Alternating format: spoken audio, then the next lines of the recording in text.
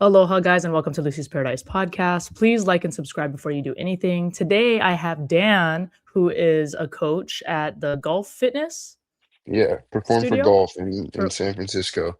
Perform for golf in San Francisco. Where in San Francisco is that? So we have a couple locations. We have one in the marina, one just up on Market Street, and then we have a third location in the Eye. So, Okay, okay. Yeah, I used to work at Equinox in Union Street, uh-huh. and Yeah. so I was a manager there, and then I worked at the one in the financial district. Okay, So, sick. Yeah. Yeah. So we yeah, yeah. have the one on Beale Street would be closest to the one that we have down there at Eye, just off of Third and Mission, I think. Wow, that's really cool. I should check it out because 'cause I'll be out in I'm actually, DJing in San Francisco too on the 22nd, so I'll be out Oh, there. sick. Okay. Hell Yeah. yeah. Yeah, yeah. So, tell me a little bit about you, like, how you got into the fitness world. Yeah, so I grew up in Nebraska in the middle of nowhere. A lot of times I'll get the whole "you're the first person I met from Nebraska." And I was like, yeah. But I grew up out there playing a lot of sports. I grew up in a small community. I graduated like 44 kids in my high school. Oh, wow. Um, and so I was doing a little bit of everything, played three sports, did a lot of other activities. And then when I went to college, I originally wanted to go into studying like history, to be a history teacher. But that was way more reading than I wanted to do at the end of the day. Yeah, Um, yeah. I I remember going to a party and it was at this house, and one of my friends was locked in his room because he had a big like history paper that he had to write, and everyone's upstairs partying, and he's like down there working on his history project. So I'm like, maybe that's not for me. Um, Oh. and so That's so funny. I was playing basketball in college, and a lot of people that were in athletics, whether it was, whatever sport it was, were doing things in the health and human performance department. Um, so I got into the exercise science program, and I didn't really know what I wanted to do at that point. I thought maybe like coaching in college would be something I would end up doing. So then I went to grad school in Houston, got my master's in sports admin, and kind of just took the first job that I could get out of Houston. Okay. I was looking all over the place, all over the country, and this opportunity in SF came up, and I came out here and met the owners of the gym, and I really liked the opportunity, sort of the sort of bridge between like really personal, like or like boutique style fitness, and then like the gym sort of culture that I was accustomed to. And so I started there with this company that was used to be called Perform for Life, and now we sort of transitioned into more golf focused fitness. But I've been with the company now for 7 years out here in SF, and it's been a wild ride. That's been through COVID and everything. So, but I love it here. I love the West Coast, and I'm happy to be here.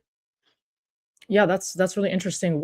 How did it change, like, the studio? I'm just curious because, a lot of obviously in Hawaii, everything was shut down and a lot of businesses, struggled immensely. Like, did you guys have to kind of pivot, like, how you did things, or how did the Yeah, gym survive? yeah, it was all kinds of like pivots, little things that we tried to do, things that worked, things that didn't. There was that big push really early where all the restaurants were getting like little parklets outdoors so they could like still like operate as Mhm. a restaurant outside. So we built a little outdoor space. Really didn't go over well because it's like right there on the side of the road. People are driving by. One thing about our clientele is they Mhm. really like the sort of intimateness of it. So they didn't Right, like right, the right. whole like eyes everywhere. That makes sense, There yeah. there was a gym that actually opened up as a purely outdoor space, just a little bit over a couple blocks over from us that have stayed in that space as an outdoor space because people really loved it. But it's just a different group of people, you know. Mhm. We did like virtual classes. We had a whole schedule, and then finally, when protocols opened up, we just had a very tight schedule of like you and your client are in the gym at this time, then you sort of have to just like block out your times to get, you know, back into the actual gym space. And then we had sort of the hurdles of coming out of that once things started to open up more. People had Mm. gotten really used to like, oh, I have the whole gym to myself. That's really cool for a lot of these people anyway. Some people they missed, having other people around or the group class aspect. But a lot of the people that were just there for one-on-one personal training, they really got used to having this whole space to myself. I get to control the music. I get to, it's Oh, that kind of stuff. So we kind of got out of that, and then over the last few years, just trying to do different things as the sort of the fitness landscape changed.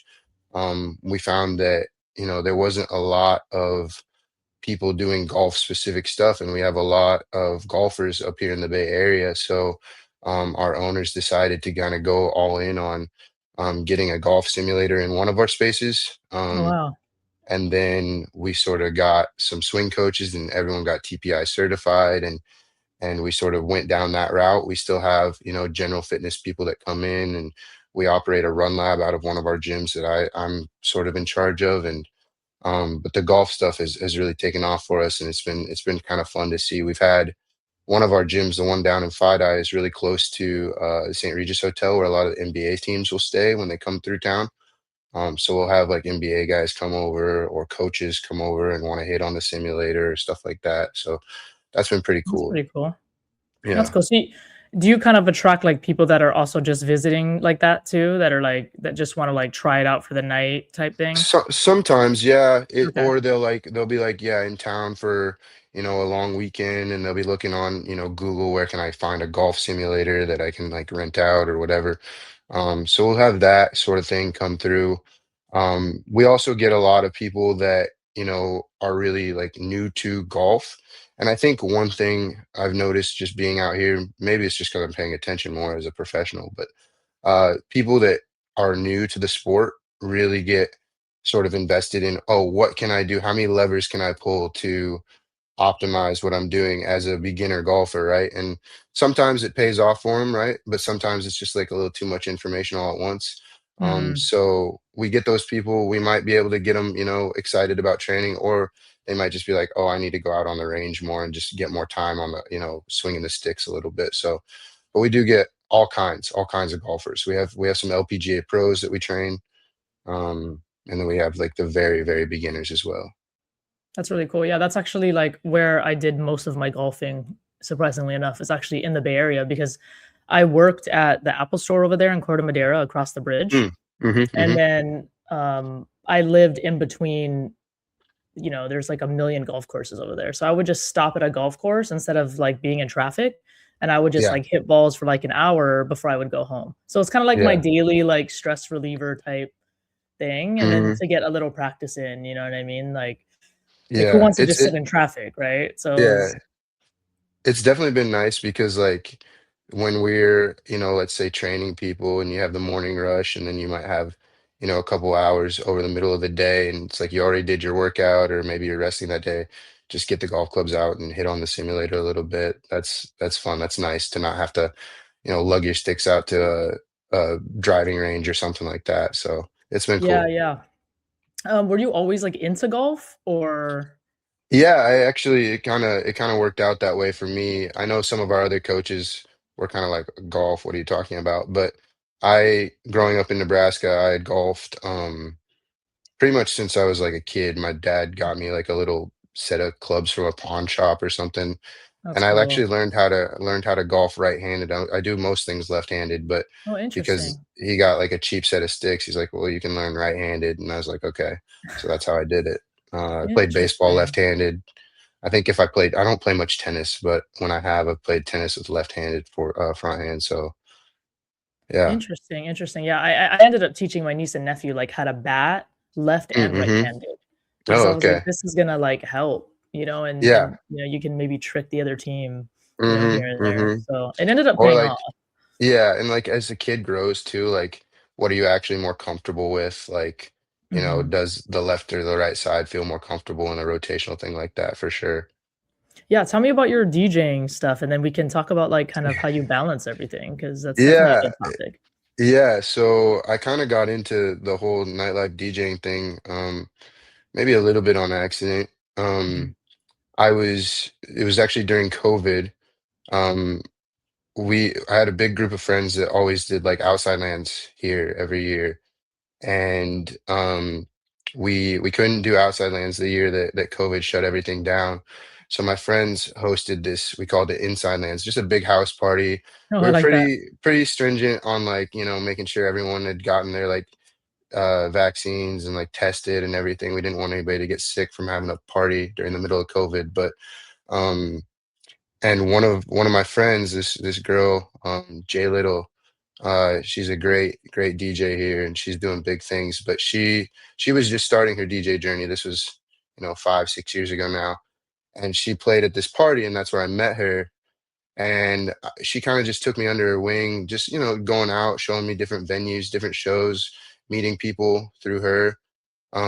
And I remember a couple years later, I had just been like made a point of like I do want to like learn how DJing works and like learn more about music. I played instruments growing up, so having a musical outlet was like something that seemed like a really cool idea for me.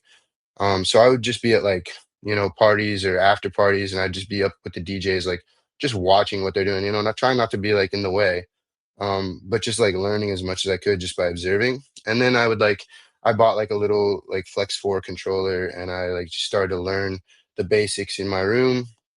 Pretty straightforward story, I feel like that. But then one day, it was New Year's a couple years ago, and Jackie had played Fresh Start, the New Year's festival that we have out here. Mhm. And there was this after party that she was going to play at, and everyone was excited to come here play at the after party. But we get there, and she kind of was like, "I've just played the festival. Like, I don't really want to do it. I just want to kick it with the homies." So she's like, "Dan, go over there and play." And I was like, "Dude, I've never played in front of anybody." She's like, "Take my USB. You know what to do. Just go do it." And Damn, that's and that's so brave. so I did it, and I was playing for like probably 2 hours, and then You play the that first song and next it's like Katy Perry, you're like, "Fuck, I should've used no, my own there was USB, a nah." there was a couple. I remember there was a couple times where I might have played something maybe a little too heavy for the moment, and she kind of looked at me, and I'll be like, "Okay, I'll go with something else." But then that January, I did a dry January, but I was still going out, going seeing people, and everyone was coming up to me like, "Oh, that was such a sick set you played at the after party." I was like, "You were there, one, and two, you were paying attention." Like, so that was kind of like, "Oh, maybe this is something I could be doing more or like get into a little bit more." And then Yeah. a couple months after that, Jackie hit me up, and she was like, "Hey, we have this slot Thursday night at this bar, pretty chill. Like, do you want to come play?" I was like, "Sure." And at that point, I still hadn't really like figured out how to get like my own music on my USB or any of that. So I did that all week. I remember the day of, I was freaking out, and then it was great. And then after that, I was just booking gigs and slowly, sort of carving out my little spot here. So it's been fun. That's been now coming on. It'll be 2 years in April since that first gig. So Wow, that's awesome. She, yeah, like yeah, she, like, inspired you and or she kinda just threw you in the fire really, right? She was like, "Dude, just yeah, go do it." That's kinda what yeah. happened to me. My friends, they ran a bunch of events. I actually lived in San Francisco for a long time, but, Hmm. my friends ran a bunch of events in LA, so when I moved out to LA, they would, throw all these events, and there was just one event they had, and they're like, "Oh, we need, like, this 1 hour covered, and we don't have, like, another DJ." And I was like, "Well, I'll do it. As long as I can come in your house and like, use your stuff real quick, like practice." And she was like, "Yeah, come Hmm. over." So she invited me over. My friend DJ Goodboy Morgan. I don't know if you've ever heard of her, but um, I went over there and kind of messed with it. I felt comfortable, with my music and stuff. Felt good. So I was like, "All right, cool. I think I'm good." And that's kind of the main thing. Like, as long as you're like, "Okay, wait, how do I load everything up?" And like, "Okay, cool. I Yeah, can like, like that's kind of like the main stuff." Um, and yeah, because just yeah, some events like after parties and stuff, like you feel like people really aren't paying attention at first. hmm, Or if like hmm, there's not a lot of people there, like people might not even be paying attention. They yeah, just want yeah. music in the air. Exactly. Yeah. It was cool this last Sunday. We had a friend's birthday, and she had it at a bar, and there was dancers and everything. It was like her 35th birthday. It was great. And one of our friends was playing her first set there ever, like in front of people at this birthday. So I was like, Oh I wow. remember those feelings and those emotions. I talked to her. She's like, "I'm nervous." And like, there's little hiccups maybe with the handoff or whatever, but it's like once you got comfortable, you're just playing music, it's a good time. Yeah, yeah, yeah. Like Yeah, you kinda attribute it to, like, when you get in the car together and then someone's like, "Wait, I wanna be in control of the Spotify," you know, and you're like, "Alright, just queue your song up, you know, put it in the queue," or whatever. Yeah, Yeah, it yeah, kinda feels like that, like, once you then you just get used to it's just like a different mhm, system, but, for sure. that's really cool. Are you planning on DJing Pride at all coming up? Oh, I don't know. I haven't even thought about Pride. That's like so far away. I've got a couple things lined up for March and April, and then we're doing a boat party in March, and then Oh, nice. uh, going to Santa Barbara to a club down there that one of the guys I play with sometimes he's got like a takeover night, so they're booking everybody, and me and my friend got booked down there, so that'll be fun. I've never gone and played really outside of the city except for like we went to Colorado for some ski parties last year, but I haven't even thought about this summer yet. But Pride would be sick. Pride's such a good time here in the city. Yeah, yeah, I'm trying to DJ for Pride for sure, I think that would be really fun. Yeah, So, yeah. I mean, I love being in the city for Pride and like the vibes here is so good. Like, it's San Francisco Pride. It's second to none. it's So so different, and there's so many different yeah. parties. I used to dance at, like, Beau and the Castro, like, way back in the Uh-huh. day, so, Yeah. um, yeah, so I remember, like, being the one who, like, were friends with the DJs, but I didn't DJ, you know what I mean? So, like, Mm-hmm. I Mm-hmm. remember, like, being able to, like, go back there and, like, watch what they're doing and kind of that was, like, my way of learning too, you know, Yeah. Yeah. kinda Yeah, similar to definitely. you, and I don't think I had that much of an itch for it. Mm-hmm. I loved curating, like, different songs together or, like, showing Yeah. people new songs, and they're like, "Oh, this is cool." But it really was kind of when I got thrown into the fire, I realized it was super fun, you know, and Yeah. then you're like, "Oh, this Yeah. is kinda fun." It is, yeah, and I sort of like the sort of, I don't know, like a puzzle of it almost, like I Mm. know what I like, right? And I have an idea for what I think would work. And then you get in there, obviously, and the big element is everyone in the room. And it's like, how does what I think was gonna work go with what's happening? How do I see it? How do I make it, happen right now in this moment? And I think that's sort of the fun challenge for me at this point is like that sort of like reading the energy and like being able to sort of help people along or I don't know. I Yeah, it's love such a I love the challenge aspect of because it. Yeah. everybody likes different music, and, like, if Mhm. there's people that come in and you don't know them personally, like, I don't know what music they like, but my Yeah. friend Faith, for example, you know, I she comes to every single one of my sets. So Yep. now I'm at the point where I'm like, send me like 5 of your favorite songs right now. And Mhm. when I see her show up, like I at least play one of the songs I know that she's gonna go crazy for because Yep. she'll start dancing and then it'll make Yep. everybody else want to dance, even though they might not be Exactly. that into the song, you know? And Yeah. so Those people um are so important. I so love those people. important. Yeah. Yeah, yeah. Yeah. So how do you Um balance everything with like yeah. I I think like I'm pretty good about like during the week, I try and like get my sleep, get my, nutrition right, get my workouts in. Um, and like I'm pretty rigid about that stuff. Uh, Obviously if something comes up or like this week is Super Bowl week here, it's gonna be crazy. Um, but for the most part, I'm pretty good about like hitting those sort of blocks and hitting those check boxes. And so then on the weekends when I'm, not sleeping as much or, just out all day and out all night, not getting the quality of like workouts. I'm still working out on the weekends, usually once at least either Saturday or Sunday.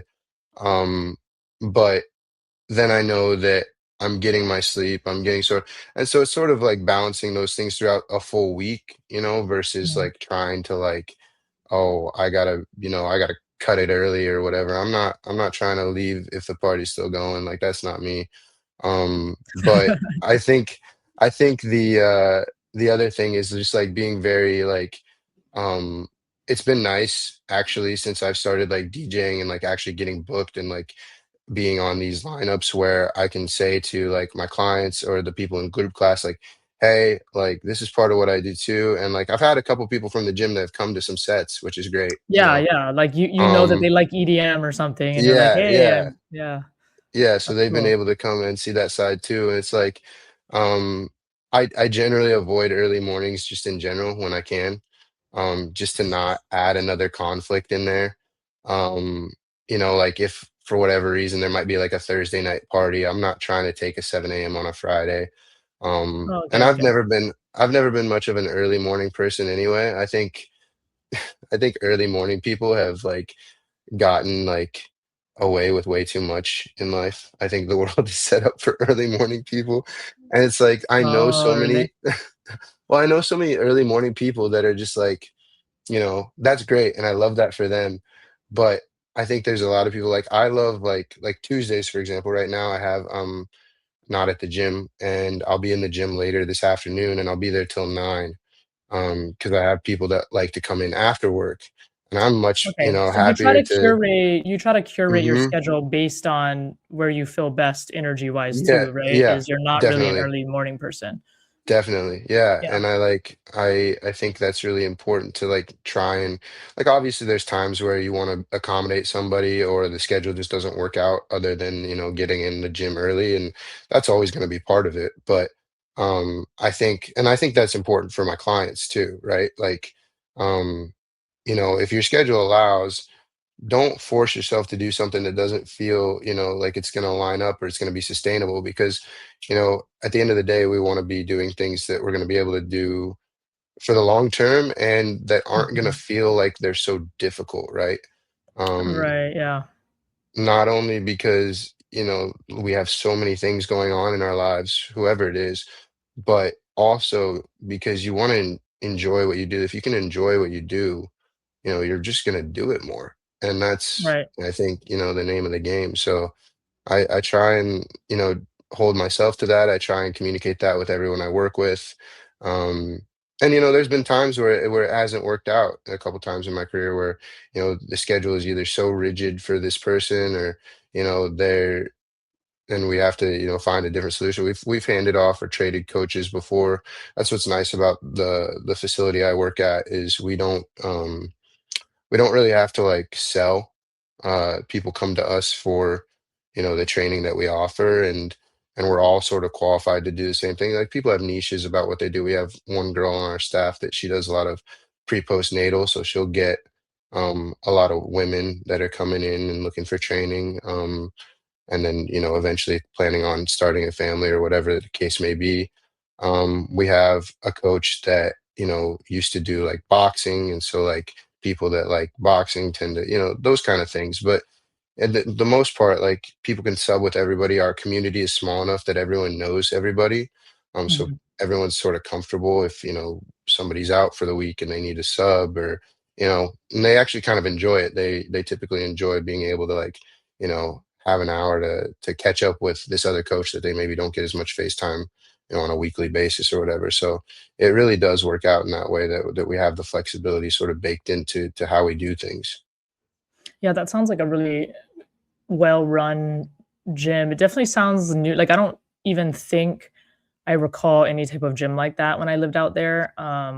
So like those type of boutique gyms are always going to attract, certain specific people, obviously, very into golf and stuff. I do Hmm. know that my sister lives up in Katati and like all of those golf places have like all the simulating stuff now, like the Uh-huh. screens and all that. Yeah. Yeah. And what's funny is that we have a huge golf community out here in Hawaii, but like we don't Mhm. have all of that technology yet. Like, so when I go to California, like that's normal. But when I come back home, like it's all just regular. Like there's just Oh, a interesting. regular, yeah, and it's weird. So actually, what's been popular is we do have now a couple um facilities. They're not really marketed like gyms. They're actually marketed like bars. And they're like Oh, golf places that you go and golf, but you can mhm. like drink beer and wine. Yeah. So Interesting. it's not marketed like a gym, which is interesting, Mhm. or like, Mhm. training and stuff like that. It's actually marketed for like fun. So like Yeah. people think, "Oh yeah, let's have this birthday party here," and then everyone can like hit Yeah. balls and like laugh at each other. And that's the only place I know of here on island that's like simulated, are Yeah. those places. We had a couple we actually I think in Burlingame, they just opened another Topgolf, which is more like that. Um, Right. And then and that's, yeah, we don't have any top golf out here. We don't have no, that. no, yeah, okay. Yeah. So yeah, we Super just have it's I super think weird. I think we have like the Top Golf is like probably the closest to that. Um, and we do try and have like sort of quarterly parties for our members to kind of come in, be in a more relaxed setting. We might, put I've DJ'd at a couple of them. We play some music, we That's cool. have some food, everyone can kind of meet everyone. So then when you see somebody in the gym, it's not so awkward, like, or this guy's trying to, come in and whatever. But so we try to do that for people. Our staff has gone to Top Golf together, which is kind of fun because That's cool. like we have like our swing coaches that are like doing the very golf specific like swing instruction. Some of those Mhm. guys have played at a really high level. And then you have some of us who are, more generalized coaches. Like we are familiar with the language of golf and like we've done our TPI certifications, Titleist Performance Institute. But we haven't spent near as much time golfing at such a competitive level. So to see the Mm, differences come through is kind of fun. But everyone's super supportive. Everyone, is very like understanding of the different roles that everyone on the team plays. And I think that's really important um, for the functionality of the way that we do things, especially being like multiple locations. Like we have the three in the city, but then we also have two or three others across the Bay Area. So it's a big squad, and we don't all get a lot of FaceTime together all the time. But when we do, it's I nice see. to know that everyone's going to get along. We're going to have a good time, and then go out and do our jobs the best we can. So. Yeah, that sounds fun, and, is it all the same owners, all the locations? Yeah, yeah. So Okay, all the that's cool. locations are owned by a husband and wife that originally started the Perform for Life brand back in like I want to say it's 2014 uh, is when they opened the first gym, which was just up on a little bit further up on Market Street. Um, Oh, wow. and then we Those are opened a not couple those are other not cheap locations locations. to have, you know what I mean? No, yeah. And that was the thing with like the whole COVID thing. Like we ended up having to close that flagship location. Um, Mhm. and then we had these other two that were still open, but it just the money and everything with the pandemic. But now that things have sort of settled, we've pivoted, we've found what works for us. um Being able to expand across the Bay Area has been huge for us, and um finding that sort of what works. And there's been times where it does. I try and talk about it for all the positives, but there's with any small business, there's hiccups and there's, things that are frustrating or things that we have to sort of workshop and problem solve. Um, and and then we figure it out and go on to the next thing, but that's never going to go away either with small business and trying to run a company like that. So. Yeah, I think there's such a different pride with a smaller company. And then when you're part of that team, there's kind of like you guys are all kind of creating it together too. Hmm. Like, the Yeah. pros and the cons or the problems or whatever comes up. So it's good to know that you guys ended up powering through COVID, and it's such a risk that you just like took a job in San Francisco, which is like completely different from Nebraska. I mean, I've never been to Nebraska, but I only imagine, and Yeah. then living in the Bay, just knowing like how the city is. I was just out there actually for like I think it was like a week before Christmas. So Okay. I went out to San Francisco just to like do Christmas stuff. So like Yeah. stayed at the Westin over there by Uh-huh. Union Street, and like how they have Yep. the ice skating. That was like the whole Yeah. reason. That was the whole reason I was there. To like go ice skate Yeah. and like just do Yeah. stupid stuff over there. So Yeah. but I love being in San Francisco. I love being in the city, and it's the weather, it's just so different from Hawaii. So Hmm. every now and then I miss it for sure, and like obviously the music influences. I don't know if they have the Hmm. block parties anymore in Oakland like they used to, but probably not Yeah. so much I anymore. But mean, it's different for sure. They've done a lot recently, like in the last year or two, with different like street parties and block parties in the city. mm, The mayor has like really pushed for like these entertainment zones, these outdoor drinking zones. We've brought in some really incredible talent for like these shows. Wax Motif played. We had Wooly play. And these are like free series outside. Austin Mills is here this week. oh wow, Um, that's cool. yeah, so those parties have been really cool to see. And then they bring on a lot of really good local talent, as openers and filling these early slots. And it's not just the music; like they get vendors out there from local businesses and different, food trucks and everything.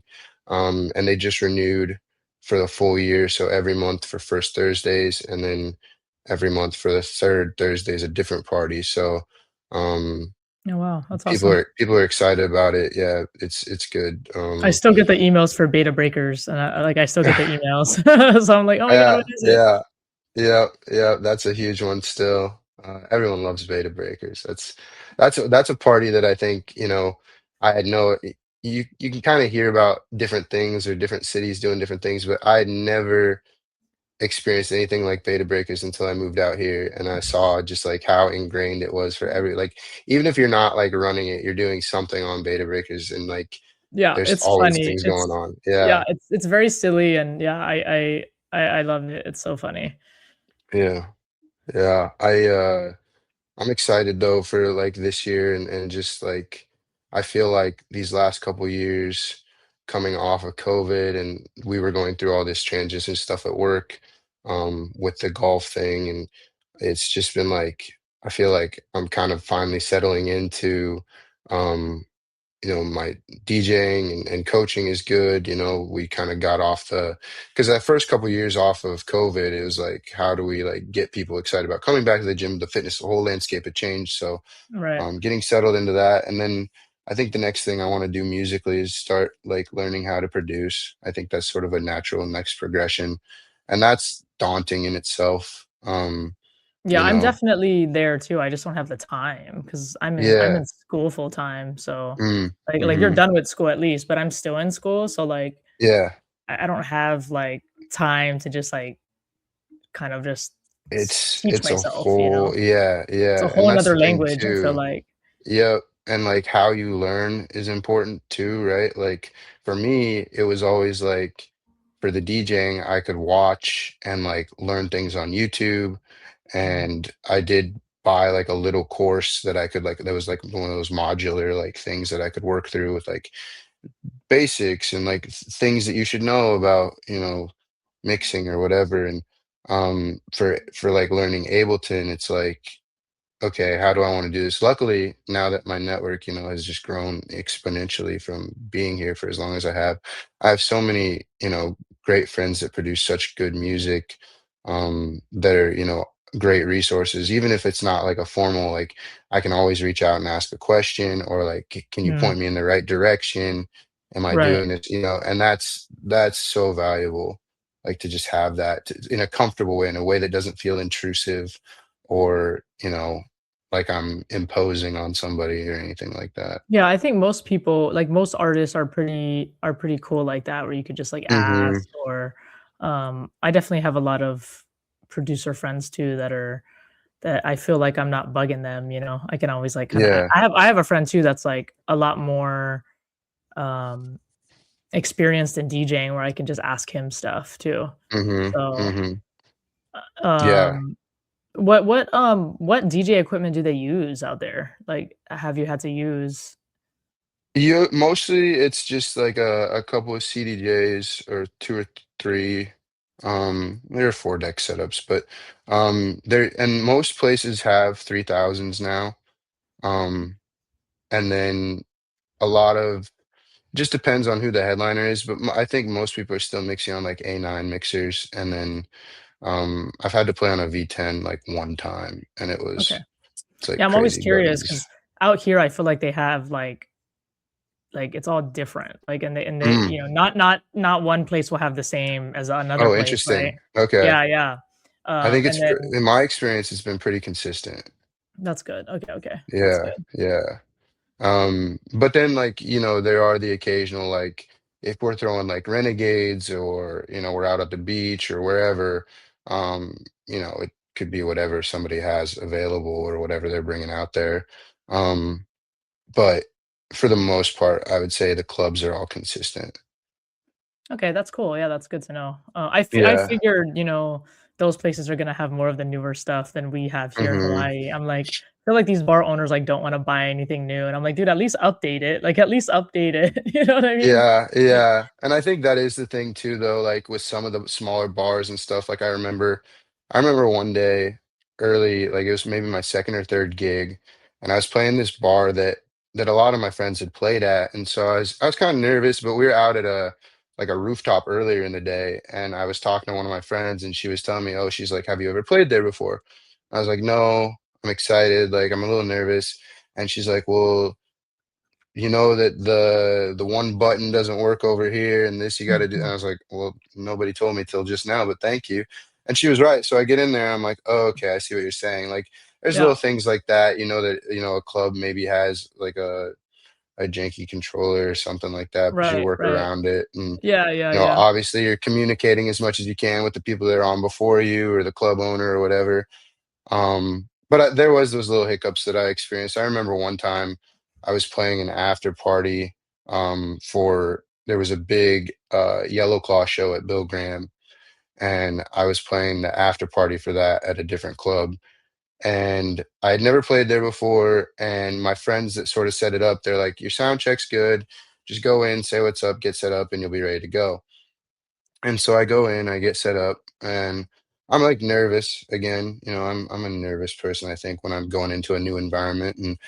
and I get started, get the music going, and then I realize they don't have like the booth light on. Oh. So I can't see my hands. Oh, yeah, And that's happened to me.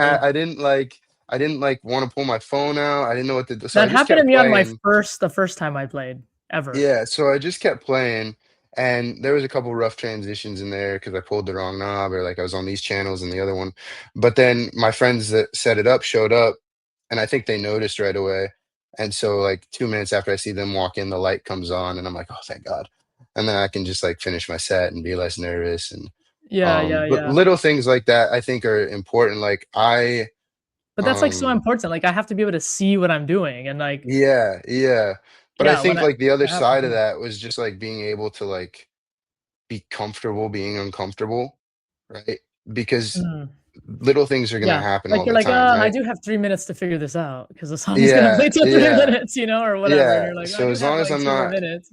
Yeah. killing the music or completely train wrecking, yeah. No So one can tell. Yeah, yeah, yeah. They yeah, don't know, like, yeah, what you're freaking out about. Yeah. exactly. So it's like play it cool, keep the smile on your face and keep it moving. So I Yeah, I think that basically had to, I had to, like, grab glow sticks that they had, like, oh it yeah. was, like, on this table, and I had to, like, grab these glow sticks and, like, put it on the deck because I Mhm. couldn't see anything, Mhm. and I was like, Yeah. "Oh, thank God," and I was like, "Okay, note to self, glow sticks." So, like, now, Yeah. sometimes I'll just buy some just in case that happens again. I Uh-huh. could just, like, pop them out and, like, just put them on there, Yeah. and then it's not as obvious as a light, like, Mhm. bringing a big Yeah. light.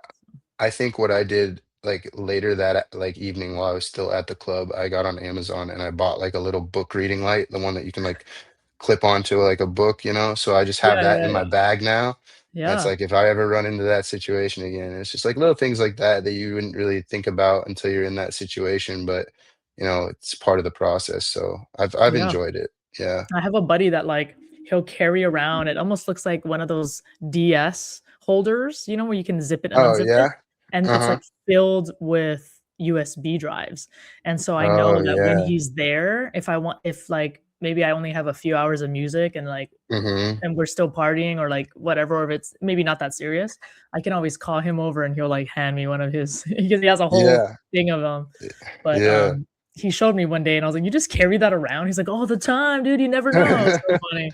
I was like, Yeah. I guess you're right, you never know." Yeah, So I've taken to keeping one of my sticks on my keys at all times, and then I have my other USBs. Because like, I don't wanna get stuck at the party and not have the USB, or if somebody I remember there was one time where we had got, I don't remember who the DJ was, but his headline DJ from this big party that my friends had thrown, professionally produced party, and then we are gonna have the after party at my friend's apartment.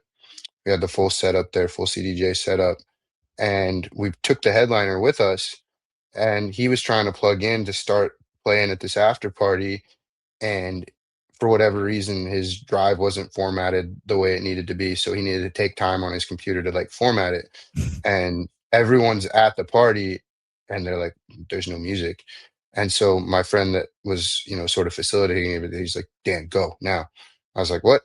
He's like, "Yeah, go." I was like, "Okay." So I had my USB on my keys, and I just started playing music and, played for an hour till he got set up and he was ready to go, and then we switched out and That's sort of cool. saved the day. Yeah, like little moments like that, that you don't think Yeah. about that are really fun being able to do and Well, keep you the don't wanna party just wait moving. in the silence too, No, like, no, everyone just yeah, and kinda people are gonna leave. They're at gonna be that like, point, they "Oh, don't I'm really gonna go care what to." you're playing too sometimes, like, Yeah, it's like, yeah, they just want to, like, keep partying, which I yep, guess yep. So you just got to keep yeah. it going. Do you have But any advice for anyone who's, like, balancing DJing and any other work before we end? uh, yeah, advice.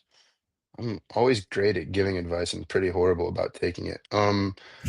I would say that you kind of have to learn what works for you, right? Like, so if you have a system of like, that if you know that you can't show up fully Mhm, for whatever it is, then figure out why that is and make the things switch that you need to. Like, so for me, I know that if I get too many early days on my schedule, I'm gonna mess it up, right? I'm gonna blow my yep. alarm, something's gonna happen, and then, Mm, it's gonna look so I have to like preemptively be like, okay, I'm not gonna schedule these things for myself. I'm not gonna put myself in a position to fail. Um, and I'm going to do the things that are gonna work for me. So I would say it's a lot of like figuring out what works for you. If you mm, function well with no sleep and you can go and do your thing the next day, that's fine. If you can't, then maybe you do need to take gigs that are, a little earlier or, I know some people that really they don't want to play late on a Thursday because they have work on Friday, right? So mhm, it's just being, open about those things, understanding that I think that's the other thing too, understanding that the opportunities for you will come that fit for you, right? Because I think a lot of times, especially newer DJs, are like, just jump at anything, any opportunity, right? And there's mhm, value in that, right? Exposure, practice, whatever. But once you get into it, and especially when you are balancing like the rest of your life, right? Like a lot of us don't get to just do DJing full time. So it's like right, you have to find that balance. Otherwise, you're not gonna screw yourself on one side. You'll probably screw yourself on both sides, and right, then it's not gonna be fun at all. And you want it to be fun. You want it to add to your life. You want it to be something that, for me, it's like I get to do this whole fitness thing, and I get to play music for my friends, and then I get to talk about like today with you, I get to talk about how I do it all, or I get to talk with somebody at the party that comes up to me. They're like, "Oh, you're in the gym all the time. How do you do it?" And I tell them like, it's just balancing things and like learning what works for me. That might not be the same thing that works for you, but I've figured it out because I've taken the time to. And I think that's just what people need to do. Just allow themselves to do a little trial and error, right? See if it works, see if it doesn't, but understand that as long as you keep focusing on finding those things, you're going to figure it out and then you just lock it in. yeah, no, I like that's actually great advice. Do you have any, like, social media you wanna shout out? Yeah, so I just have like one Instagram for everything. I don't really like switch like between fitness and like DJing and my post like it's all on one. It's D Withers, DWYTHERS. That's my social media for everything. I post fitness stuff, I post music stuff, I post my life, and it's all right there. And then shout out your gym just in case anyone's in San Francisco. Yes, if you are in San Francisco, come check out Perform for Golf. We have 3 locations. You can Google them, whatever one's for you, the Marina, Market Street, or in the FiDi. Come through, check out the simulator, see what we're all about, and be happy to have you. Do you just work at one, or are you kind of at all of them? I'm mostly at the Market Street one. Okay. Sometimes I'm in the FiDi one downtown, but mostly at Market Street. That's where I'm at. So Okay, awesome. Well, Dan, thanks so much for being on. Everybody like, subscribe, and follow Dan. I'll link all of his stuff in the description. And thank you for watching Lucy's Paradise podcast. Aloha. cheers.